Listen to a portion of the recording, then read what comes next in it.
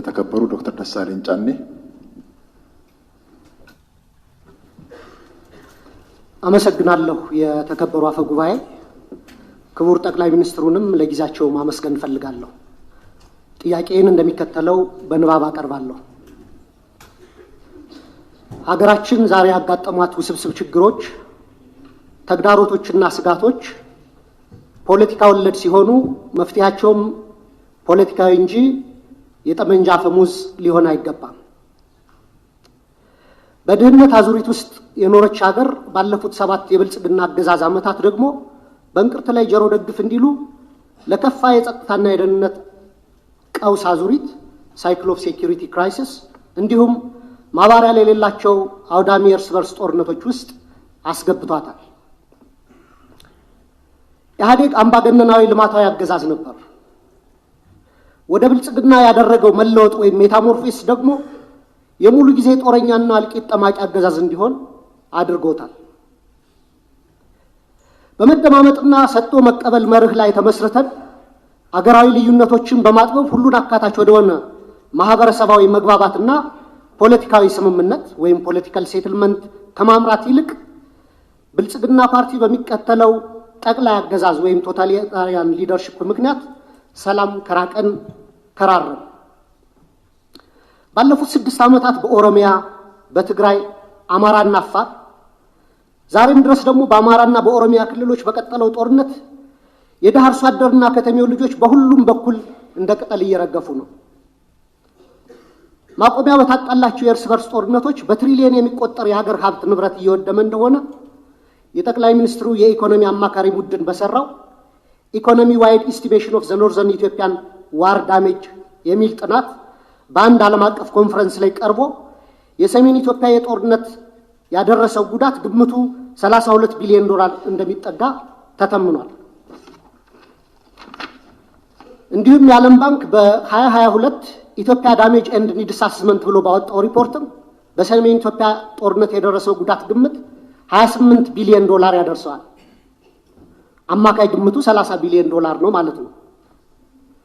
ባለፉት 6 ዓመታት እስከ ዛሬ ድረስ ደግሞ በአማራ፣ በኦሮሚያ፣ በቤንሻንጉል ጉሙዝ፣ በደቡብ ጋምቤላ፣ አፋርና ሶማሌ ክልሎች እየተካሄዱ ያሉ ጦርነቶችና የእርስ በርስ ግጭቶች የጉዳት ግምት ከሰሜኑ ጦርነት ጋር እኩል አድርገን 30 ቢሊዮን ዶላር ምሁራዊ ግምት ብንወስድ ጠቅላላ ግምቱ ወደ 60 ቢሊዮን ዶላር ወይም በሰሞኑ የባንክ ምንዛሬ በ130 ብር ሲሰላ 7.8 ትሪሊየን ብር ገደማ ነው። በዘንድሮ በጀት ልክ ቢሰላ ደግሞ በቀጣይ 8 ዓመታት የሀገራችን በጀት የሚሆን ሀብትና ንብረት በጦርነቶችና ግጭቶች አውድመን እንዲሁም በሚሊዮን የሚቆጠሩ ወጣቶችን ጭድ አድርገን ዛሬም የጦርነት ነጋሪት እየጎሰምን ቀጥለናል። የዚህ የእርስ በርስ መጠፋፋት ጉዞ ውጤትም የተባበሩት መንግስታት የልማት ፕሮግራም ባወጣው የ2024 ግሎባል መልታይ ዳይሜንሽናል ፖቨርቲ ኢንዴክስ ፖቨርቲ አሚድ ኮንፍሊክት ሪፖርት እንዳመላከተው 72 በመቶ ወይም 86 ሚሊዮን ኢትዮጵያውያን በድህነት እንደሚኖሩ ይፋ አድርጓል። የውጭ ምንዛሬ ለውጡንና የኮሪደር ስራ ተያይዞ መኖሪያና የንግድ ቤታቸው የፈረሰባቸው በመቶ ሺዎች የሚቆጠሩ ችግር ላይ የወደቁ ዜጎችም አሉ። ከቅርብ ጊዜ ወዲህ ደግሞ እንኳን ከኑሮ መሰረታቸው የተነቀሉት ይቅርና ስራ ሰርተው በላባቸው የሚኖሩ ኢትዮጵያውያን ጭምር የኑሮ ውድነቱን መቋቋምና ልጆቻቸውን ማሳደግ ተስኗቸዋል። በዚህ የድህነት ብጣኔና የኑሮ ውድነት ላይ የተጨመረው የጦርነት አዙሪት ለሀገራችን ከፍተኛ ብሔራዊ የደህንነት አደጋ አዝሏል የሚል ስጋት አለኝ። በሰብአዊ መብቶች ጥበቃ ረገድም የተባበሩት መንግስታት ድርጅት የሰብአዊ መብት ኮሚሽን በኢትዮጵያ ላይ በቅርቡ ባወጣው አፕዴት ኦን ዘ ሂውማን ራይትስ ሲቹዌሽን ኢን ኢትዮጵያ ጁን 2024 ሪፖርት በሀገራችን ላይ እየደረሰ ያለውን ከፍተኛ ሰብአዊ መብት ጥሰት በዝርዝር አቅርቧል። ሪፖርቱ እንደ ሀገር የማያወላዳ ትኩረትና አፋጣኝ እርምጃ እንድንወስድ የሚሹትን የተንሰራፉና ስልታዊ የሰብአዊ መብት ረገጣዎች የደረሱበትን አሳሳቢ ሁኔታ ያሳያል። በሪፖርቱ የተካተቱ ጉዳዮች ልብ የሚሰብሩና በጣም አሳሳቢ ናቸው። ለምሳሌ በፈረንጆቹ 2023 ብቻ በተፈጸሙ 594 የመብት ጥሰቶች በትንሹ 8253 ተጎጂዎች ተመዝግበዋል። ከነዚህ ውስጥ 1106 ሲቪሊያኖች በአማራ ክልል፣ 366 ሲቪሊያኖች በኦሮሚያ ክልል ተገድለዋል።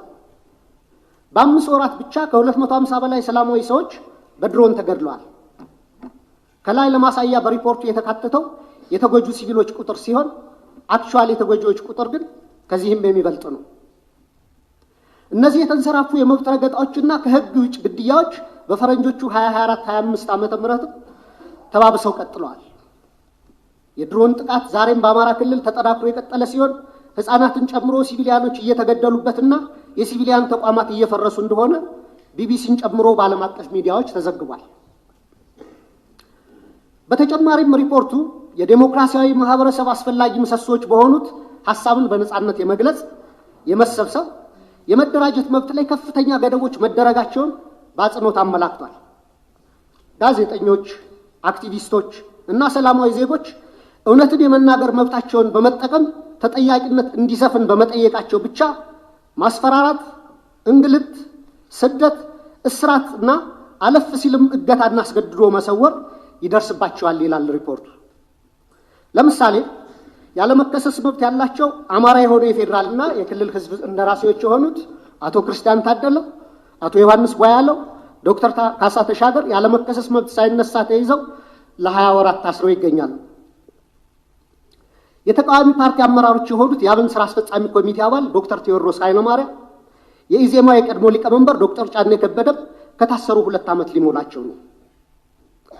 በተመሳሳይ በርካታ የአማራ ጋዜጠኞች እንደ ምሳሌ መስከረም አበራ፣ ገነት አስማማው፣ ጋዜጠኛ ጎበዜ ሲሳይ፣ ጋዜጠኛ አባይ ዘውዱ፣ ጋዜጠኛ ዳዊት በጋሻውና ቴዎድሮስ ንብረት፣ የአማራ ምሁራን የሆኑት ዶክተር ወንዶሰን አሰፋ፣ ረዳት ፕሮፌሰር ሲሳይ ብቸው፣ ፕሮፌሰር ማረጉ ቢበይን፣ ዶክተር ዘሪሁን ባህሪ፣ ዶክተር መሰረት ቀለመወርቅ፣ ዶክተር ገብረአብ አረሙ፣ ረዳት ፕሮፌሰር ዳኛ አበበን የመሳሰሉ ምሁራን እና ጠበቃ ለሊ ምረቱና ጠበቃ ኤርሚያስ መኩሪያ አይነት የህግ ባለሙያዎች እንዲሁም የመንግስት ሰራተኞችና ወጣቶች በአጠቃላይ 182 የሚደርሱ አማራዎች በ25 የሽብርና ህገ መንግስታዊ ወንጀሎች መዝገብ ተከሰው ያለ ፍትህ ለ20 ወራት በፍርድ ቤት ይመላለሳሉ። የዘገየ ፍትህ እንደተነፈገ ይቆጠራል እንዲሉ የፍትህ ስርዓቱ ዛሬም ቀልጣፋና ፍትሃዊ ውጤት ማምጣት እንዳልቻለ አመላካች ነው። በኢህአዴግ ጊዜ ይደረግ እንደነበረው ሁሉ ፍርድ ቤት በተደጋጋሚ ይመላለሳሉ። ፍትህ ግን እንደ ሰማይ ርቋቸዋል። በጦር ሜዳ እያዋጉ ተይዘው የታሰሩ የህወሓት አመራሮችን በአጭር ጊዜ የፈታ መንግስት በገዢው ፓርቲ አሰራሮች ላይ የሰላ ትችት የሚሰነዝሩ አማራዎችን ይህን ያህል ጊዜ ያለ ፍርድ ማሰር የገዢውን ፓርቲ አባላት ጠር ፖሊሲዎች በግላጭ የሚያሳይ ነው። የአማራ ክልሉን ጦርነት ተከትሎ ለ10 ወራት የቆየው አስቸኳይ ጊዜ አዋጅ በታወጀበት ባለፉት 20 ወራት ውስጥም በሺዎች የሚቆጠሩ አማራዎች መታወቂያቸው እየታየና በብሔር እየተለዩ ኢተኒክ ፕሮፋይሊንግ እየተደረጉ ታስረዋል። ኢሰብአዊ ለሆኑ አያያዞች መጋለጣቸውንም መንግስታዊ የመብቶች ተቋም ኢሰመቁና ዓለም አቀፍ ድርጅቶች ጭምር ገልጸውታል። የአስቸኳይ ጊዜ አዋጅ ከተጠናቀቀ በኋላ ባለፈው ወር በመዲናችን እስከ ተካሄደው የአፍሪካ መሪዎች ጉባኤ ድረስ የአማራ ልጆች ጅምላ ስር አልቆመም። የተባበሩት መንግስታት ድርጅት የሰብአዊ መብቶች ኮሚሽን ባወጣው ሪፖርት ውስጥ የተካተቱ አብዛኛዎቹ የመብት ጥሰቶች መንግስታዊ ተቋም በሆነ የኢትዮጵያ ሰብአዊ መብቶች 2016 ሪፖርት በምርመራ ጭምር የተረጋገጡ ናቸው። በተጨማሪም ኢሰመጉ፣ አምነስቲ ኢንተርናሽናል፣ ሂውማን ራይትስ ዋች፣ ሲፒጄ እና የአውሮፓ እና የአሜሪካ ኤምባሲዎች ጭምር ባወጣቸው ሪፖርቶች እና መግለጫዎቻቸው አሳሳቢነታቸውን ገልጸዋል። መንግስታዊ ኢሰመጉ ጥቅምት 13 2017 ባወጣው ሪፖርትም በአዲስ አበባ በአማራና በኦሮሚያ ክልሎች የተለያዩ አካባቢዎች በርካታ ዜጎች ያስገድዶ መሰወር ወይም ፎርስድ ዲስአፒራንስ ሁኔታ ሊያቋቁም በሚችሉ እና ያሉበት ሳይገለጽ በተራዘመ ስር ውስጥ እንደሚገኙ ተመላክቷል።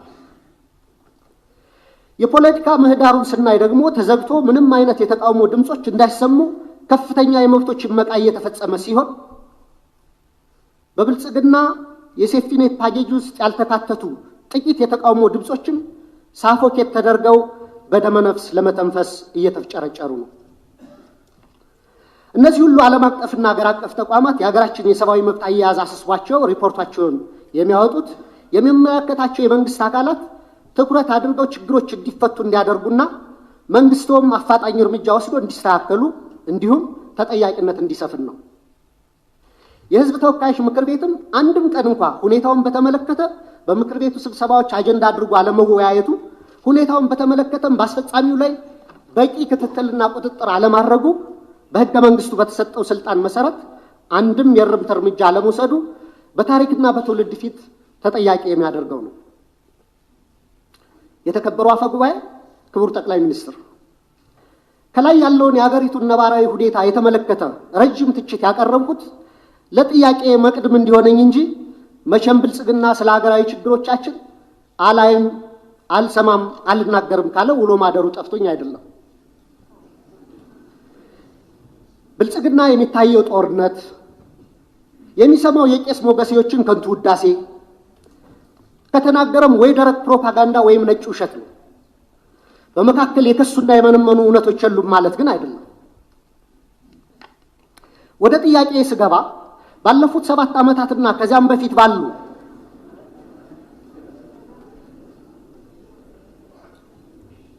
አስርት ዓመታት በኢትዮጵያ ውስጥ በተለይም በአማራ፣ በኦሮሚያ፣ በአፋር፣ በትግራይ፣ በደቡብ፣ በቤንሻንጉል ጉሙዝ፣ በጋምቤላና በሌሎችም አካባቢዎች ለተፈጸሙ ሰፊ የሰብአዊ መብት ጥሰቶች ግሮስ ሂውማን ራይትስ ቫዮሌሽንስ፣ በሰብአዊነት ላይ ለተፈጸሙ ወንጀሎች ክራይም አጌንስት ሂውማኒቲ፣ የጦር ወንጀሎች እንዲሁም የዘር ማሳሳትና የዘር ማጥፋት ወንጀሎች መፈጸማቸውን መንግስቱ እውቅና የማይሰጠውና ኃላፊነት የማይወስደው እንዲሁም ገለልተኛ ዓለም አቀፍ ምርመራዎች እንዲካሄድ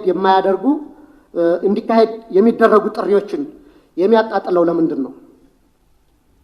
የሽግግር ፍትህ ከመጀመሩ በፊት እነዚህ ወንጀሎች በገለልተኛ ዓለም አቀፍ ተቋማት ተመርምረው የተፈጸሙ ወንጀሎች እንዲለዩ አትሮሲቲ ዲተርሚኔሽን እና በስማቸው እንዲጠሩ መደረግ አለበት። ከዛም ጥፋት ፈጻሚዎችን ለፍርድ ማቅረብና ተጎጂዎችን መካስ ወዘተ የሽግግር ፍትህ ሂደቱ አካል እንዲሆኑ ሊደረግ ይችላል። እንደ ሀገራዊ ምክክር ኮሚሽን አይነት ሂደቶችም የሀገራችንን ችግሮች እንዲፈቱ ከልብ የምንፈልግ ከሆነ በአማራና በኦሮሚያ ክልል እየተካሄዱ ያሉ ጦርነቶች፣ አውዳሚ ወንድማማች ጦርነቶች በአስቸኳይ እንዲቆሙ ሳይለንሲንግ ዘገንስ መደረግ አለበት። የሰሜኑን ጦርነት እንዲቆም ያደረገው ዋነኛው አካል የፌዴራል መንግስቱ ሲሆን አሁንም በተለያዩ የሀገሪቱ አካባቢዎች ያሉ ጦርነቶችን የማስቆም ተቀዳሚ ኃላፊነቱ የሞራልና የታሪክ ተጠየቅም የሚወድቀው በፌዴራል መንግስቱ ላይ ነው። መንግስታዊ ያልሆኑ ተፋላሚዎች ኃላፊነታቸው በሁለተኛ ደረጃ የሚታይ ነው። ዘመናዊ የሀገራችን ታሪክ ብናይ እንኳን ለ100 ዓመታት የፖለቲካ ችግሮቻችን በጠመንጃ አፈሙዝ ለመፍታት የሄድንበትና ዛሬም የቀጠልንበት መንገድ የዓለም ጭራ የሌሎች ሀገራት መሳቂያና መሳለቂያ ያደረገን ችግር ሲሆን ከዚህ የግጭትና የጦርነት አዙሪት በአስቸኳይ ካልወጣን እንደ ሀገር ለመቀጠል የምንችልበት ምንም ማስተማመኛ የለንም። በዚህ ረገድ መንግስት ዋነኛ ኃላፊነት ይኖርበት እንጂ የአማራ ፋኖ ኃይሎችና የኦሮሞ ነጻነት ሰራዊትም ጦርነቶችን ለማስቆምና የሚታገሉላቸው ዓላማዎች በሰላማዊ መንገድ እንዲመለሱ ማድረግ የሚቻልባቸውን እድሎች ሁሉ አሟጠው እንዲመለከቱ ለሰላም ለሚደረጉ አገራዊም ሆነ ዓለም አቀፋዊ ጥሪዎችና ጥረቶች መሳካትም የድርሻቸውን እንዲወጡ በወከለኝ የባህር ዳር ከተማ ህዝብ በመላ ኢትዮጵያና በራሴ ስም ጥሪ ማቅረብ እፈልጋለሁ። በጣም አመሰግናለሁ።